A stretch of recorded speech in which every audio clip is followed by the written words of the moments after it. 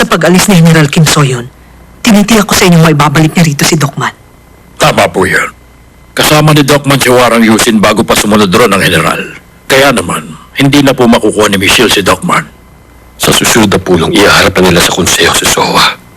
Saan nila tinatago si Sowa? Hindi niyo pa ba matukoy hanggang ngayon? Ginagawa na po namin ang aming makakaya.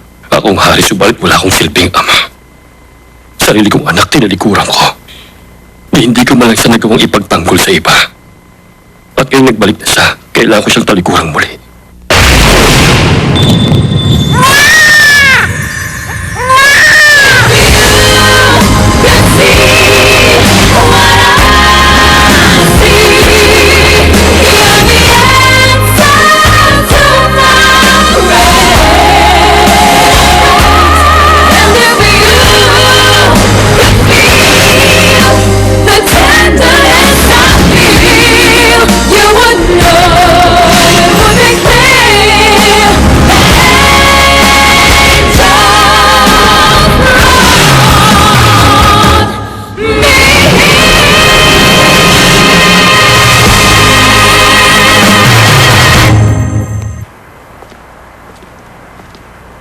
Lady Manmyong, Ministro Olche, sa tingin mo magagawa yun ni General Kim Soyon? kung nakita sila ni Yusin, tiyak lang magagawa niya. Kapag hindi niya tinuloy dahil nagbagong isip niya, hindi na niya maililigtas ang inyong angkan. Kapag nahuli niya si Docman, kailangan niya itong patayin agad at hindi siya dapat mag-iwan ng anumang bakas. Dahil, yun lang ang paraan upang mapangalagaan ang trono ng hari.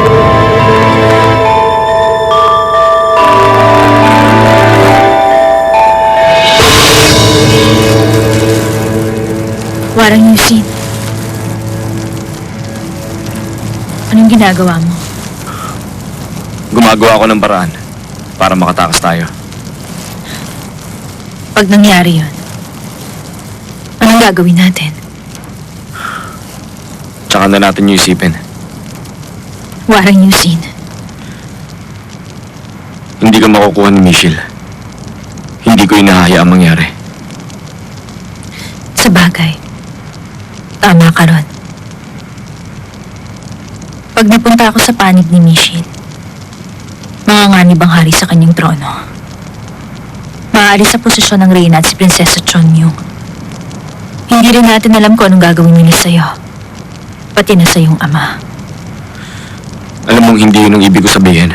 Kaya ngayon, kailangan ko na talagang mawala, hindi ba? Docman, Kanina, doon sa silid kung saan tinatago ng panlunas, may lason ako nakita. Tapos naisip ko, ano kaya kung tuluyan na akong mawala? Tama lang siguro yun. hindi Docman. Huwag mong sabihin yan. Ang naiisip ko lagi, malapit na siguro akong mamatay. Kailangan mo magpakatatag. Kalimutan mo ang mga ganung bagay. Alam mo kung ano nakakalungkot? Ang malaman na walang halaga ang buhay ko. At hanggang kamatayan mukhang wala pa rin halaga. Kawawa naman ako, di ba? Wala man lang akong maipagmalaki sa buhay ko. Pero ngayon, kahit papano, may halaga na ang buhay ko. Anong ibig mo sabihin? Docman, Sabi niya 200 buhay ang maililigtas ko. Sapat na sa akin yun. Docman, Wala akong pinagsisisihan. Pero walang Lucy, ang paghiwalay nating dalawa, pinudulungan sa aking malapis na kalungkutan. magsalita ka. Docman, Warang Lucy, umasa ka. Hindi ko hahayaang magawa ng babaeng yun ang mga balak niya. Pipigilan ko siya. pipigilan sino? Sino yung babae? Wala yun.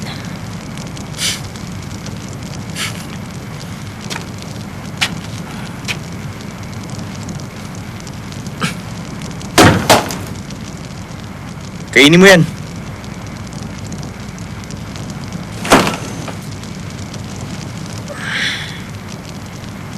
Yung mga halamang gamot. Makukuha ako pagkabigay ko sa'yo.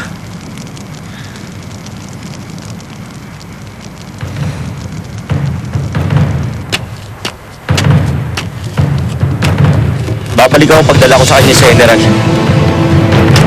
Dokman! Dokman!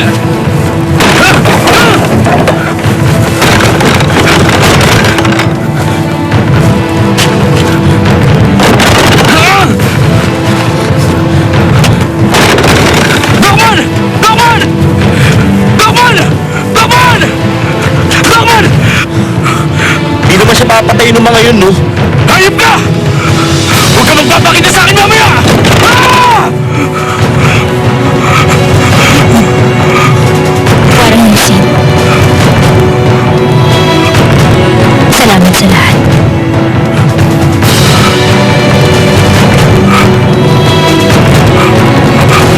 Huwag, Dokman!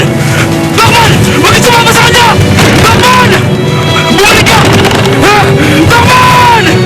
Dokman! Bumalik ka! Dokman! Dokman!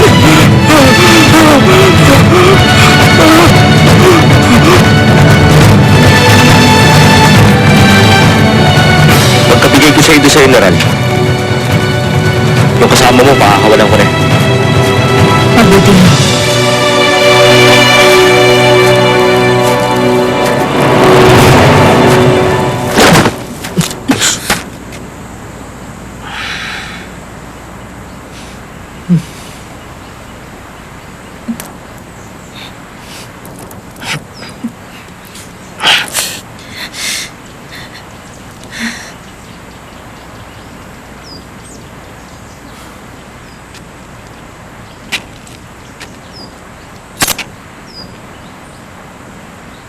Uy! Ano to? May patalim ka pala eh. Hindi ka kumawala sa pagkakagapos mo? Tiyakin mo na yung halamang gamot. 200 ang maililigtas.